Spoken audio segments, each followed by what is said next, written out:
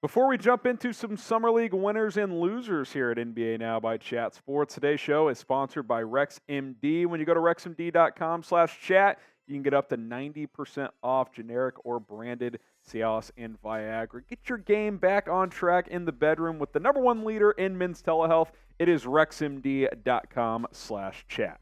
Coming up on today's show, we're going to take a look at some early winners and losers from NBA Summer League so far. We still have several games to go. Some teams have only played one game so far, so a lot of action to come from Las Vegas, but thought it was a good time to kind of break off and take a look at some of the early action. So we're going to break down some winners first, and then we'll take a look at some guys who haven't performed as well up to this point. But before we jump in, like the video if you want your team to make the playoffs next year. Producer Coop did not like the video, I'm being told, so the Mavericks are screwed. So go ahead and hit that thumbs up icon, and you'll be good to go. Oh, I'm being told he didn't like it last year. No wonder the Mavs tanked at the end of the season. They had to fulfill the prophecy. Like this video if you want your team to make the playoffs.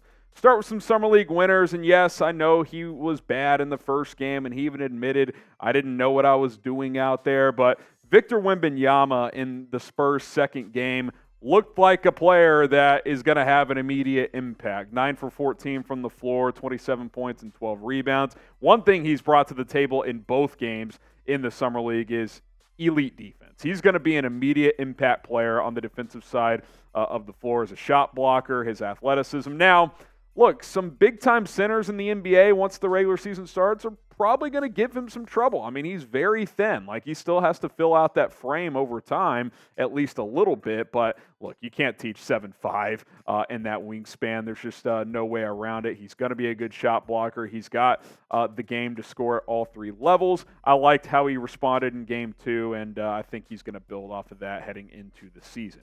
Now, will Victor Wembanyama eventually be the best player in the NBA? He's got a long way to go for that. Type Y for yes. Type in for no, you don't think so. This will be the pinned comment on today's show, so if you get hit with an ad break, go ahead and reply right there. Next up is Jabari Smith, the forward from the Rockets, and I like what Houston's doing with him. They're doing what all Summer League teams should do with their best Summer League player, hoping them to have a bigger impact on the regular team once the season actually starts. They're just playing through him. They're trying to make him a point forward because that was an area he struggled in as a rookie. He's a ball handler, a guy who can help facilitate the offense, but he looked like a guy who can run an offense at least a little bit. He's been going off as a scorer, too, 35.5 points on average in the 2 games, 7 rebounds, 4 assists. That's the area I want him to improve as a creator. Look, when you're a number 1 pick, you can't just be a catch-and-shoot guy. You got to be multifaceted, and I think he's taken an area of growth in that game. Again, lesser competition, but he's doing what a number 1 overall pick in his second season in the NBA should do. He's dominating the Summer League, so like what I've seen from him as the Rockets look to get more out of him in year 2. Jalen Duren, the big for the Detroit Pistons, like what I've seen. I think he's their starting 5 of the future. Obviously, they have James Wiseman, too, who's also playing in the Summer League. Kudos to him in year 3 for actually getting out there and playing in the Summer League. Not a lot of former number 2 overall picks are played in the Summer League in the 3rd year, but Duren's been good. He's skilled offensively. The defense is coming along. So I think Detroit, Houston, 2 teams that could be on the rise here in the next couple of seasons. Shout out to RexMD for sponsoring today's show. Again, rexmd.com/chat. Fellas, do you sometimes lack that confidence in the bedroom that you need? Do you wish you could have a more fulfilling sex life? Well, you're not alone. That's why we're excited to tell you about our sponsor today. That, of course, is RexMD, the online source for men's wellness. They offer an easy and discreet way to get the medication you need for ED without having to visit a doctor's office. With just a few clicks, you can have your medication delivered straight to your door and at a fraction of the cost of traditional pharmacies. RexMD's team of licensed physicians will work with you to find the right treatment plan, and their medication is made in the United States so you can trust its quality. Plus, their customer support team is available 24/7 to answer any questions or concerns that you may have. So if you're ready to take control of your sex life and say goodbye to erectile dysfunction, head on over to rexmd.com/chat and start your consultation today. Take advantage of the best deal they've ever offered and save up to 90% off and pay only $2 per dosage. It's rexmd.com/chat. Check the comments, check the description. That link is available. Get a discount there. And look, you don't even have to leave your house. That's the best part about it. rexmd.com/chat. Appreciate them for sponsoring today's show. Jaden Hardy for the Dallas Mavericks. They've only played one game. They play this afternoon here on Monday, actually, once again. But Hardy in the Mavs opener did what Mavericks fans wanted to see him do. It controlled the game offensively, scored at all three levels. Three ball was there. He's able to get to the rack.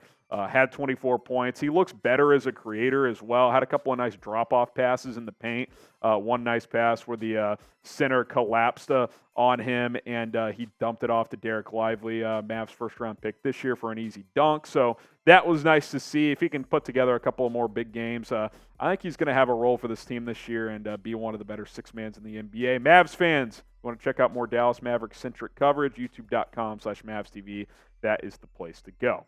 Chet Holmgren, who played against the Mavericks in that game the other day, he's played in a couple of games now because they were in one of the early Summer League groups as well.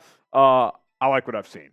He's more built out. He put on, I think, 13, 14 pounds of muscle. He can handle the ball. He can shoot the three. He's a great shot blocker, too. I'm excited to see Chet Holmgren. Look, it could be Wemby versus Chet for Rookie of the Year because Chet is considered a rookie this year because he missed all of last season. He looks comfortable. Good to see him back out there and healthy. Now, subscribe to the channel. We cover the NBA offseason on a daily basis, and we like to think we do a pretty good job. Appreciate everybody who has supported us up to this point. News, rumors, free agency, draft. We've covered it all. Summer League action coming your way now here at Chat Sports as well. Don't miss any of it. It's youtube.com/chatsportstv for more NBA coverage. With winners, there are losers. So let's take a look at some guys who have been struggling a bit. And again, it's Summer League. It's not the end of the world on either side of the spectrum. But let's talk about Brandon Miller a little bit. He just hasn't been good. I mean, he's been inefficient throughout. Charlotte was in the early Summer League action games before Vegas. They're obviously in Vegas now. And, I mean, look at the splits, guys. 27% from the field, not even from three. 13 points per game. He's shooting it a ton. They're giving him a lot of shots, which Charlotte should. He is rebounding the basketball well, so you like to see that.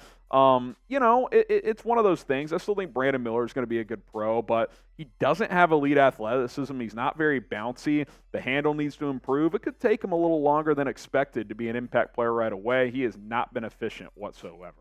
Scoot Henderson, he looked good in his brief action, but then suffered a shoulder injury, so that's a bummer. That's more of a loser for Blazers fans because I don't think it's a serious injury. He's kind of day-to-day. I doubt we'll see him again in the Summer League, even though I'd like to. But I think he's going to be a good player, but just kind of a bummer that he suffered an injury. Same with Amin Thompson with the Rockets. Grade 2 ankle sprain, out 2 to 3 weeks. They've already ruled him out for the rest of the Summer League, which is a bummer for the short term. But, again, 2 to 3 week injury. He should be good by the month of August and certainly for September when training camp rolls around. So no concerns for either of those players on the injury front long term. But in the short term, they're on the wrong side of things because obviously us as fans don't get to watch them and they don't get to play a few extra games with their teammates. Be honest, what NBA team has the best young talent, 25 and younger, we'll say? What team out there has that? I mean, you think of teams like Oklahoma City, Portland now, Houston obviously is up there, San Antonio with Wemby, if they can get a few other guys with him as well. What do you guys think? Which team out there has the best premium young talent? Drop a team name in the comments. Couple more here. Gradey Dick for the Raptors. Through a couple games, just inefficient. He was one of the best pure shooters coming out of college, over 40% from three, I think 42%. And through 2 games, he's 3 for 12 and 5 for 13 from the field. Not hitting the 3 ball either. Not a huge deal. Shooters, they come, obviously, they get hot and cold. I'm not too worried about it, but so far he hasn't been good. Davison for the Celtics has not looked good at all. And the reason I want to mention him, because because you're probably thinking, J.D. Davison, that's a smaller name, pick from last year. Well, the Celtics lost Marcus Smart. They've been shopping Malcolm Brogdon. They need some young guard play to emerge on that basketball team, and Davison's a guy that could have a chance to crack that rotation if he takes the next step. So far, it does not appear that he has done that. It's early on here, but Boston would really like to see him emerge throughout this offseason. All right, guys, appreciate everybody that tuned in to today's video. We'll probably do another Summer League winners and losers for sure when the Summer League is completely done. If you want more Summer League content, subscribe and tell us in the comments that you enjoyed today's show. And if you did, we'll be sure to plug out more Summer League videos. My name is Harrison Graham. We'll see you next time here at Chat Sports.